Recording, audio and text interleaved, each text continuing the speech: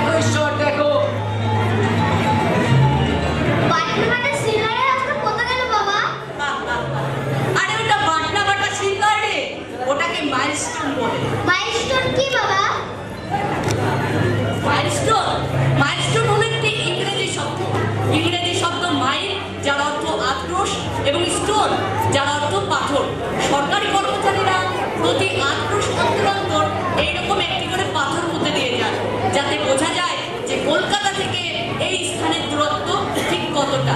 এখানে লেখা আছে ইংরেজি সংখ্যা 90।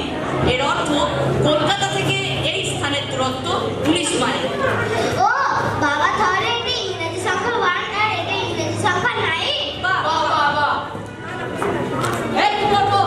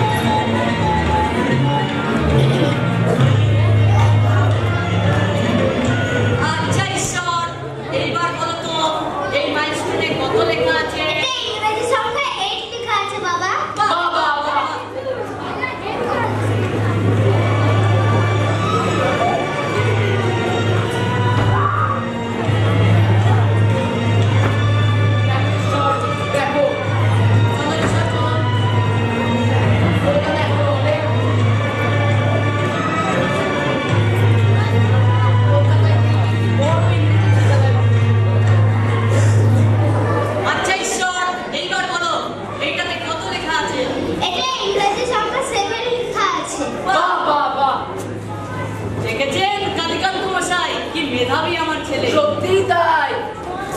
চলো চলো।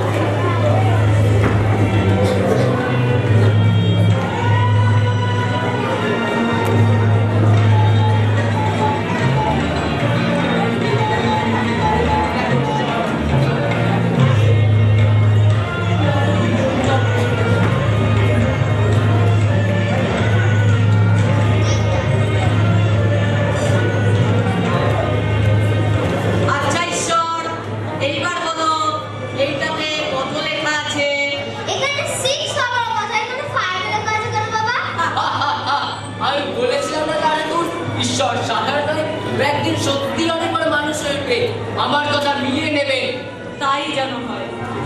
চলুন চলুন চলুন। হ্যালো, বাবা, আমার নাম শ্রেয়া, ক্লাস 12।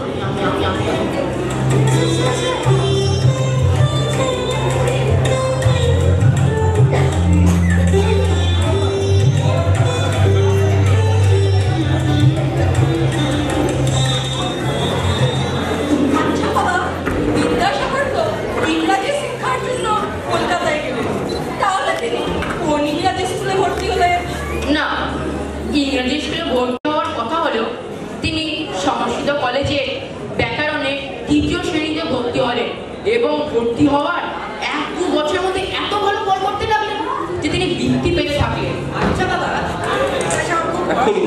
তাই না? হ্যাঁ, তবে দিনের বেলায় তিনি একদমই পড়তে পারতেন না, কারণ তাকে দুবেলা 4 জনের জন্য রান্না করে ভাইদেরকে খাইয়ে তারপর তিনি স্কুলে যেতেন। তিনি রান্না করতেন, তাহলে পড়তেন কখন? রাত্রি 10টার সময় ঘুমিয়ে 12টার সময় যখন গির্জার ঘন্টা বাজতো তখন ওনার বাবা ওনাকে ডেকে দিতেন, তারপর তিনি সারা রাত ধরে পড়তেন। বাবা, তোমার কাছে বিদ্যাসাগর সম্বন্ধে এত কথা শুনছি যে পরীক্ষায় যদি বিদ্যাসাগরের রচনা লিখতে দেয় তাহলে আমি কিন্তু দারুণ লিখতে পারবো। হ্যাঁ, রচনা লেখার কথা উঠলে বিদ্যাসাগর কিন্তু একদমই গদ্য রচনা লেখায় উৎসাহী ছিলেন না। তাকে মাস্টার মশাইরা প্রতিযোগিতার সময় নাম লিখিয়েও দিলে তিনি প্রতিযোগিতার সময় অনুপস্থিত থাকলেন। তারপর তাকে ধরে আনা হলেও তিনি প্রথম 1-2 ঘন্টায় কিছুই লিখতে পারলেন না। তারপরে তাকে এক মাস্টার মশাই এসে ধমক দিলে তিনি কিছু একটা লিখলেন, কিন্তু ফল ঘোষণার সময় দেখা গেল জানো তিনি প্রথম স্থান অধিকার করেছেন। একবার জয়গোপালের বাড়িতে সংস্কৃত পুজো উপলক্ষে তাকে একটি শ্লোক লিখতে বলা হয়েছে। তিনি মজা করে লিখলেন, লুচি কচুরি মতিচুর শোভিতম জিলেপি সন্দেশ গজা বিজয়িতম যস্য প্রসাদনে ফলরামকুলম সরস্বতী চ জয়ন্তীরন্তম। আবার অনুষ্ঠান বাড়িতে কেমন খাওয়া দাওয়া হবে তা নিয়েও তিনি একটি মজার শ্লোক রচনা করলেন। দেয়ং দেয়ং দেয়ং চ করকম্পনে শিরসি চরণে দেয়ং ন দেয়ং ব্যাঘ্র ঝঙ্কনে। বাবা, তাহলে তো বিদ্যাসাগর খুব মজার মানুষ ছিলেন। আর সেই বয়সে কেমন পণ্ডিত ছিলেন সেটা বলো। এই অসাধারণ পাণ্ডিত্যের জন্য তিনি 1839 খ্রিস্টাব্দে সংস্কৃত কলেজের অধ্যক্ষ দ্বারা বিদ্যাসাগর উপাধিতে ভূষিত হলেন। তারপর কি হলো বাবা?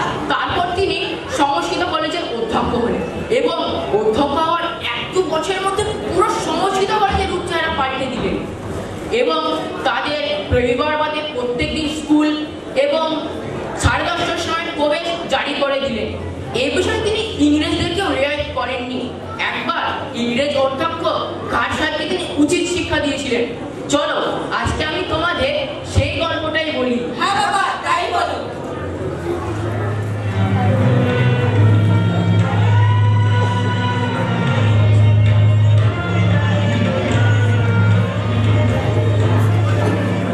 খান সাহেব, আসতে পারি কি?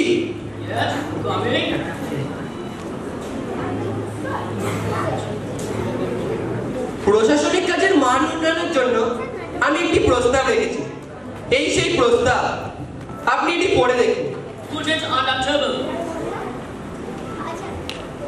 আচ্ছা, নমস্কার।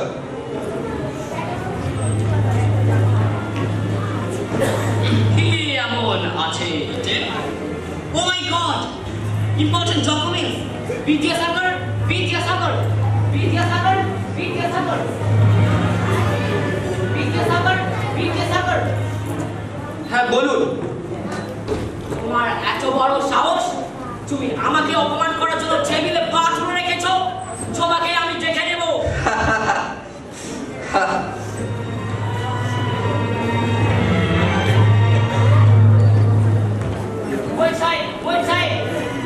দেখুন, একজন ইন্ডিয়ান নেটিভ বিদ্যাসাগর, তার এত বড় সাহস, সে আমাকে অপমান করার জন্য টেবিলে পা তুলে রেখেছে। কিন্তু পণ্ডিত তো এমন ব্যক্তি নয়। শিষ্যনীতি, এই নীতি যদি আমি গ্রহণ না করি, তাহলে যদি আপনারা আমার উপর রেগে যান, এতে তো আমি কোনো কিছু দোষ করিনি। তুমি ঠিকই বলিয়াছ। আমি খান সাহেবকে তার আচরণের জন্য তিরস্কার করিব, আর আমি যা হইয়া তোমার কাছে ক্ষমা চাইছি। না না, এতে আপনার ক্ষমা চাওয়ার কোনো দরকার নেই। আসুন, আমরা ঘরে যাই। আচ্ছা বাবা, বিদ্যাসাগর কি সবসময় সাধারণ জামা কাপড় পরতেন? কারণ তাকে যতবারই দেখেছি তিনি খুব সাধারণ জামা কাপড় পরেছেন। হ্যাঁ, তিনি খুবই সাধারণ জীবনযাপন করতেন। কত বড় চাকরি করেও নিজের অতীতের কথা ভোলেননি তিনি। নিজের মাথায় মালপত্র চাপিয়ে বীরসিংহ থেকে কলকাতায় যাতায়াত করতেন। এতে লোকে দেখে অবাক হয়ে যেত, কিন্তু তিনি কোনো ভ্রুক্ষেপ করতেন না। অনেক সময় এই আচরণের জন্য তাকে লোকে চিনতেই পারত না। একবার হয়েছিলটা কি দেখো। হ্যাঁ বাবা, তাই বলো। চলো।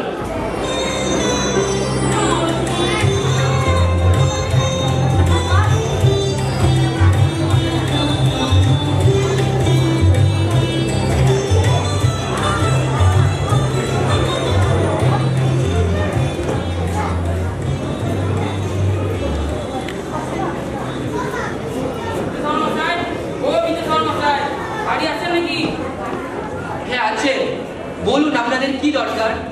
সে কথা তো বলুন না, কি হয়েছে?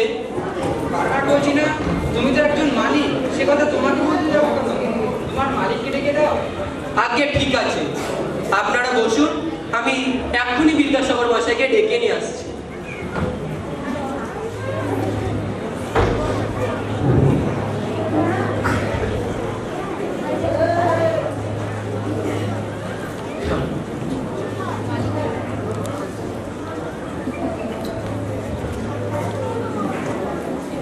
আগে আমি বিদ্যাসাগর। বলুন, কি দরকার আপনার? আপনি বিদ্যাসাগর? হ্যাঁ। আরে না না না না না না না না, কি করছেন আপনারা? ছি ছি ছি ছি ছি, উঠুন উঠুন উঠুন, এভাবে আমাকে লজ্জা দেবেন না। ছি ছি, আমরা একদম বুঝতে পারিনি, আমাদেরকে ক্ষমা করে দিন। না না, এতে আপনাদের ক্ষমা চাওয়ার কোনো দরকার নেই। যখনই বাইরে থেকে কেউ আসে, তখনই তারা আমাকে এইভাবে অন্য কেউ ভেবে ভুল করে। এতে আপনাদের কোনো দোষ নেই। আদতে আমি নিজের দেশের সংস্কৃতিকে খুবই ভালোবাসি। এইভাবে সাত্বিক জীবনযাপন, ধুতি চাদর পরে থাকা আমি খুবই পছন্দ করি। এতে আপনাদের কোনো দোষ নেই। আমি ভেবেছিলাম বিদ্যাসাগর মানে অন্যরকম কিছু একটা, কিন্তু এখন তো দেখছি আপনি একজন সাধারণ মানুষের মতন জীবনযাপন করছেন। না না, বিদ্যাসাগর বলে কি সে সবসময় স্যুট বুট কোট প্যান্ট পরে থাকবে? এমন কোনো ব্যাপার না। আমি বিদ্যাসাগর হলেও আপনাদের মতোই আমি একজন সাধারণ মানুষ। আসুন, আপনার কি বলার আছে বলুন, আসুন। রাজ্যের প্রতিশ্রুতির সঙ্গে বিদ্যালয়ের সাক্ষাৎ বা ইতিহাস হয়ে রয়েছে।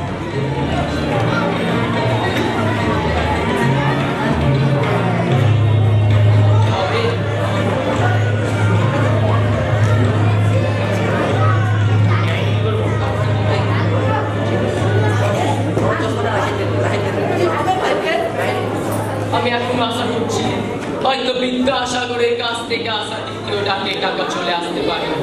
ভারতীয় ডাক মাঝে মধ্যেই দেরি করে, কিন্তু প্ল্যানেটরা সেই কথা শুনছে না। আমি জানি না ভারতীয় ডাক কেন আজ এত দেরি করছে, কিন্তু আমার দৃঢ় বিশ্বাস বিদ্যাসাগর আমাকে নিরাশ করবেন না।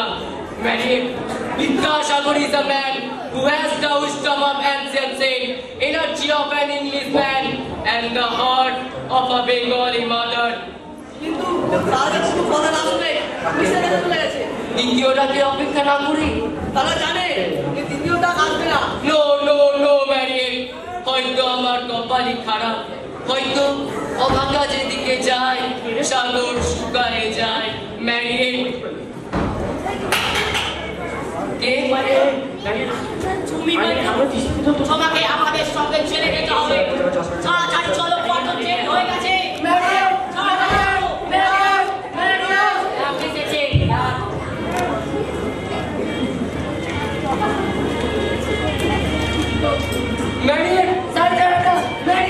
আমি জানতাম ম্যারিয়েট সূর্যের কিরণ গানের ভুলতে পারে, কিন্তু বিদ্যাসাগরের গানের ভুলাবে না।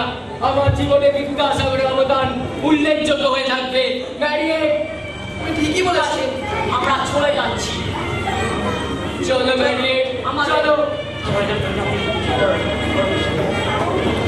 আপনি আমার বাড়িতে আনেনি? ঠিক আছে মা, মা বাবু তাইনি। আমার কি ভাগ্য, আপনার পায়ের গুলো আমার এই ভিটাতে এসে পড়েছে। আমি তো সাধক নই, আমি তো ভক্ত নই, তাহলে আমার প্রতি এত করুণা কিসের? কে বললে তুমি সাধক নও, ভক্ত নও? তুমি তো আসল সাধক কে। তা না হলে ওই দক্ষিণেশ্বর থেকে তোমার কাছে ছুটে আসি বাবু। খাল নয়, বিল নয়, স্বয়ং সমুদ্রে এসে পড়েছি আজ আমি। যখন সমুদ্রে এসে পড়েছেন, তাহলে খানিকটা নোনা জলই নিয়ে নিন। কে বললো তোমাকে শুধু নোনা জলেরই সমুদ্র হয়? ক্ষীর সমুদ্র, দুধ সমুদ্র, জ্ঞানের সমুদ্র রয়েছে। তোমার এই জ্ঞানের সমুদ্র শুধু রতনই রতন রয়ে আছে। না না, এমন কোনো কিছু না। আসুন, আমার ঘরে এসুন, মা, আমাকে ধন্যি করুন। মা, মা,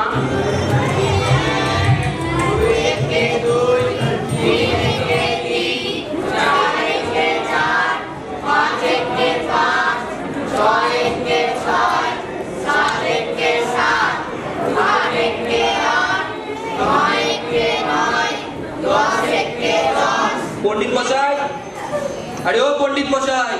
আরে বিদ্যাসাগর মশাইজি, নমস্কার। নমস্কার। আপনাদের ছাত্রদেরকে একটু দেখতে এলাম, কেমন চলছে এদের পড়াশোনা? বিলক্ষণ, আমি খুব তেড়ে মুড়ে পড়াই। তাই নাকি? আচ্ছা বাচ্চারা, বলো তো সূর্য কিভাবে ওঠে?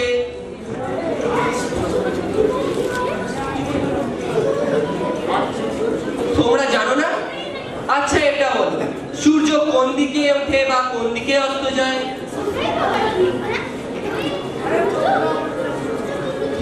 হে কি, আপনাদের ছাত্ররা তো দেখছি কিছুই জানে না। আগে ছাড়ুন, আমি না হয় বলে দিই। বলুন তো দেখি। 7 ঘোড়ার রথে চেপে সূর্যদেব যখন পূবের আকাশে ওঠেন তখন হয় দিন, এবং সারাদিন পর সূর্যদেব যখন পশ্চিম দিগন্তের পরপারে চলে যান তখন হয় রাত। মশাই বলছেনটা কি আপনি?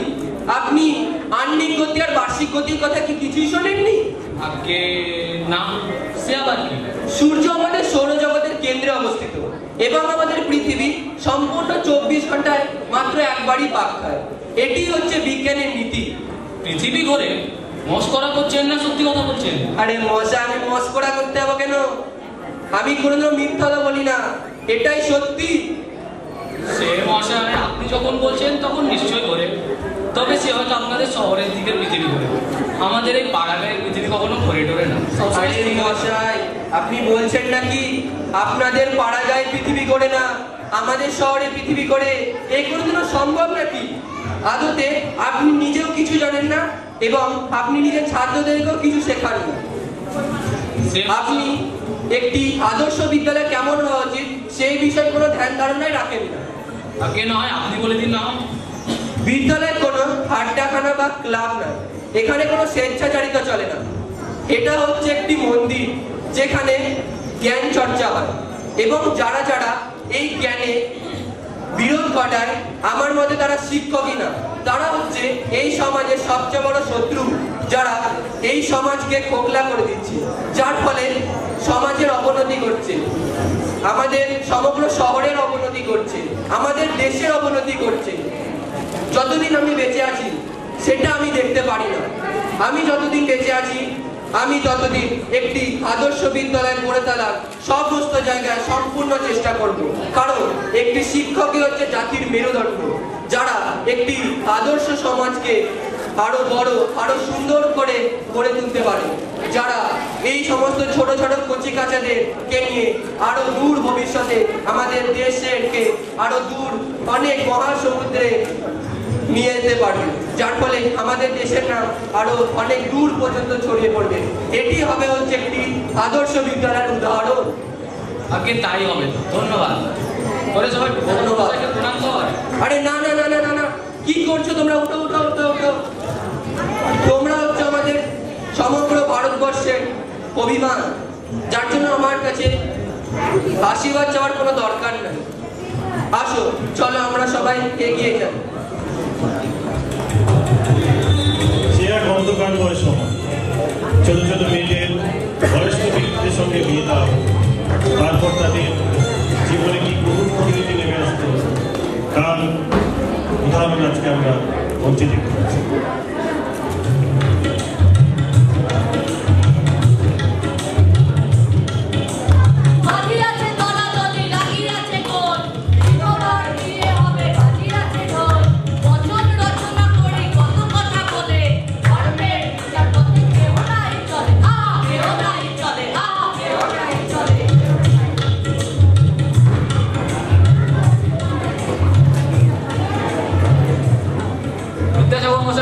আপনি শাস্ত্র মেনে কোনো কাজ করছেন না। কে বলেছে আমি শাস্ত্র মেনে কোনো কাজ করছি না? আমি ধর্ম বিচার করিনি। শাস্ত্রে এসব লেখা আছে? হ্যাঁ, লেখা আছে। শাস্ত্রে বিধবাদের পুনর্বিবাহের কথা লেখা আছে। মিথ্যে কথা। আমি মিথ্যা কথা বলি না মশাই, শাস্ত্রে বিধবাদের পুনর্বিবাহের কথা লেখা আছে। আমরাও তো অনেক শাস্ত্র পড়েছি, কই এরকম বিধান আমরা তো দেখিনি। আপনারা শাস্ত্র পড়তে পারেন, কিন্তু আমার মতো করে আপনারা শাস্ত্র পড়েননি। শাস্ত্রে বিধবাদের পুনর্বিবাহের কথা লেখা আছে। কোন কোন শাস্ত্রে লেখা আছে শুনি?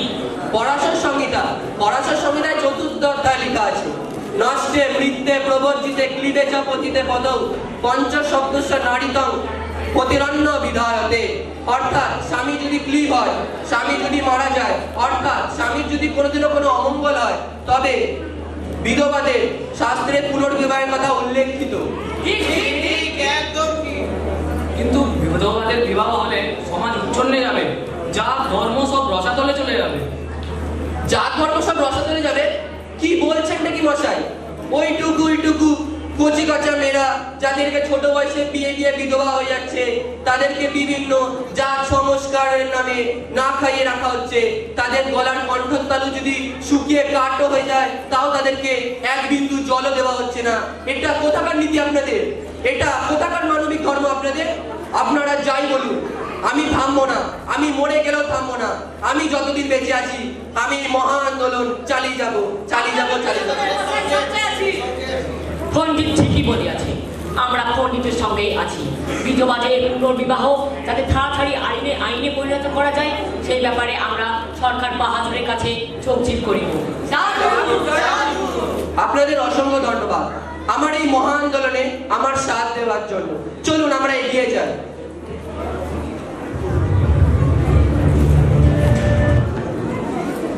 বিদ্যার সাগর তুমি, বিখ্যাত ভারতে করুণার সিন্ধু তুমি, সেই জানে তুমি দিন যে দিনের বন্ধু, উজ্জ্বল জগতে হেমাদ্রির হেমক্রান্তি অম্লার কিরণে। কিন্তু ভাগ্য বলে পেয়ে সে মহাপর্বতে যে জন আশ্রয় লয় সুবর্ণ চরণে, সেই জানে কত গুণ ধরে কত মতে গিরিশ কি সেবা তার। আমাদের অনুষ্ঠান এখানেই শেষ।